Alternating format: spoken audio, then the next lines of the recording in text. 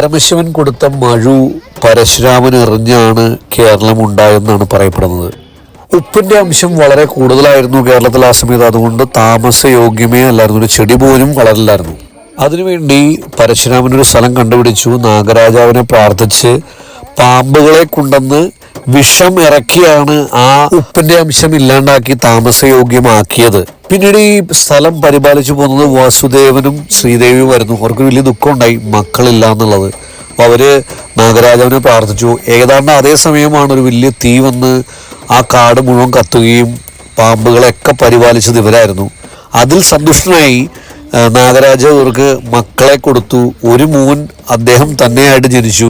നാഗരാജാവ് അദ്ദേഹത്തിന് ഉത്തരവാദിത്വം കഴിഞ്ഞപ്പോൾ നിലവറയിൽ പോയി അപ്രത്യക്ഷമായി എന്ന് പറയുന്ന, ഇന്നും അദ്ദേഹത്തിന്റെ പ്രസൻസ് അവിടെ ഉണ്ടെന്നാണ് പറയപ്പെടുന്നത്. വസുദേവന്റെയും ശ്രീദേവിയുടെയും പിന്മുറക്കാരാണ് ഈ ക്ഷേത്രം മാനേജ് ചെയ്യുന്നത്. പോസിറ്റീവ് വൈബ് ഇസ് അൾട്ടിമേറ്റ് കേട്ടോ.